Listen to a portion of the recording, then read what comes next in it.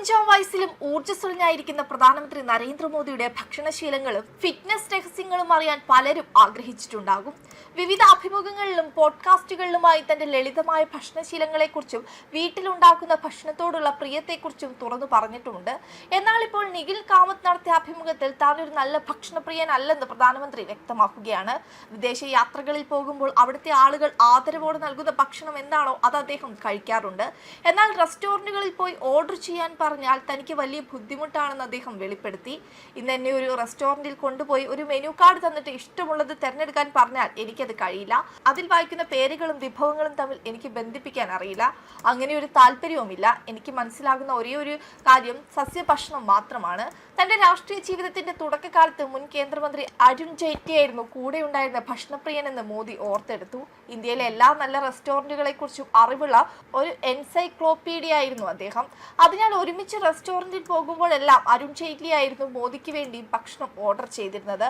ബീഹാറിലെ ഭഗവൽപൂരിൽ നടന്ന പ്രധാനമന്ത്രി കിസാൻ സമ്മാൻ നിധി റാലിയിൽ വെച്ച് മഖാന കഴിക്കാറുണ്ടെന്ന് മോദി വെളിപ്പെടുത്തിയിരുന്നു.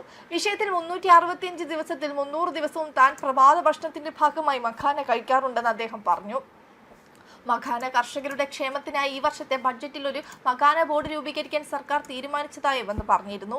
ഇന്ത്യൻ സംസ്കാരത്തിന്റെ ചാതുർമത്സ്യ വ്രതക്കാലത്തെക്കുറിച്ചും അത് തന്റെ ഫിറ്റ്നസിനെ എങ്ങനെ സ്വാധീനിക്കുന്നുവെന്നും പ്രധാനമന്ത്രി വ്യക്തമാക്കി. ജൂൺ പകുതി മുതൽ നവംബർ വരെയുള്ള 4 അല്ലെങ്കിൽ 4.5 മാസക്കാലം 24 മണിക്കൂറിനുള്ളിൽ ഒരൊറ്റ നേരം മാത്രമാണ് താൻ ആഹാരം കഴിക്കാറുള്ളതെന്നാണ് പ്രധാനമന്ത്രി വെളിപ്പെടുത്തിയത്. ഈ വ്രതശുദ്ധിയും ലളിത ജീവിതമാണ് അദ്ദേഹത്തിന്റെ ആരോഗ്യത്തിന്റെ പ്രധാന രഹസ്യം. അതേസമയം സ്വതന്ത്ര ഇന്ത്യയുടെ പ്രധാനമന്ത്രിയായിരുന്ന ജവഹർലാൽ നെഹ്റുവിന്റെ റെക്കോർഡ് മറികടന്ന് പ്രധാനമന്ത്രി നരേന്ദ്രമോദി മുന്നോട്ട് പോവുകയാണ്. ഏറ്റവും കൂടുതൽ കാലം തുടർച്ചയായി പ്രധാനമന്ത്രി പദത്തിലിരുന്ന ആളെന്ന റെക്കോർഡ് ഇനി മോദിക്ക് സ്വന്തമാണ്. 2014 മെയ് 26 ആദ്യമായി പ്രധാനമന്ത്രിയായി സത്യപ്രതിജ്ഞ ചെയ്ത മോദി ജൂൺ 10 അധികാരത്തിൽ 4399 ദിവസങ്ങൾ പൂർത്തിയാക്കി. ഇന്ത്യയിലെ ആദ്യ പൊതു തെരഞ്ഞെടുപ്പിന് ശേഷം 1952 മെയ് 13 സത്യപ്രതിജ്ഞ ചെയ്ത് 1964 മെയ് 27 അന്തരിക്കുന്നത് വരെ 4398 ദിവസങ്ങൾ തുടർച്ചയായി അധികാരത്തിലിരുന്ന നെഹ്റുവിന്റെ റെക്കോർഡാണ് ഇതോടെ പഴങ്കഥയാകുന്നത്. പൊതു തെരഞ്ഞെടുപ്പിന് മുമ്പിലുള്ള കാലഘട്ടം ഒഴിവാക്കിയാണ് ഈ കണക്ക്. മുൻ പ്രധാനമന്ത്രി ഇന്ദിരാഗാന്ധിയുടെ ഏറ്റവും ദൈർഘ്യമേറിയ തുടർച്ചയായ ഭരണകാലയളവിനെ 2025 ജൂലൈ 25 മോദി മറികടന്നിരുന്നു. നരേന്ദ്രമോദിയുടെ ചരിത്ര നേട്ടത്തെ അഭിനന്ദിച്ച് ലോക നേതാക്കളും രംഗത്തെത്തി. Sri Lankan president Anurag Kumara Dissanayake, Papua New Guinea പ്രധാനമന്ത്രി James Marape, Kenyan president William Ruto എന്നീ നേതാക്കൾ മോദിക്ക് ആശംസകൾ നേർന്നു.